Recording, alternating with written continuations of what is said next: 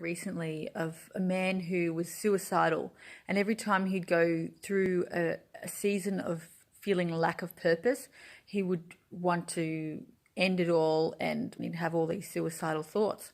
And it wasn't until he realized at one point that those thoughts weren't actually his own thoughts.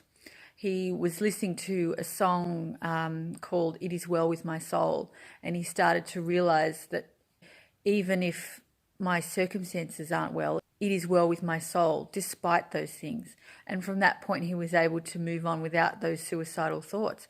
But he actually realized, he had a moment where he realized the thoughts weren't actually his thoughts.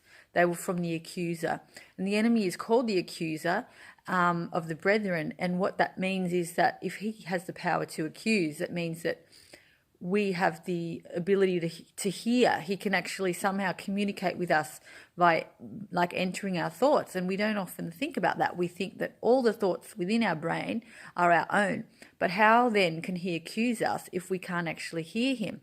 So there has to be a point where, in order for him to be able to accuse us, he's entering our thoughts. So that means not every thought is your own. And when this person told this story, someone else came forward and said, I was having suicidal thoughts and I wanted to throw myself off a building. But what happened was I realized that when I was about to throw myself off, the voice that came, the thought that came was throw yourself off. And I realized, yourself, hang on. Well, if this thought that I'm having is yourself, then it's not my thought, because why would I say yourself? So this is an external thought. It's from the accuser. It's not my own thought. So I want to tell you today that not every thought that you have is your own. Sometimes it's the accuser.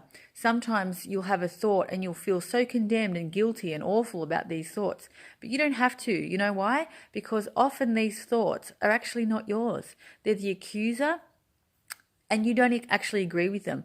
That's a big giveaway. If you're not actually in agreement with it, you can just reject it and you can say, you know what, I don't agree with that. I'm not taking that on board. The enemy is wanting you to agree with it, take it on board and take ownership of that thought. Well, you know what? You've actually got the power to reject it and throw it away and tell him, you're not welcome. That thought isn't welcome. I don't agree with it. It's not even my own.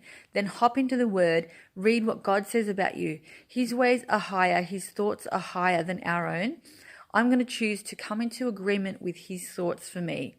Okay? We don't have to agree with the enemy's thoughts, but there's a lot of power in realizing that not every thought is our own.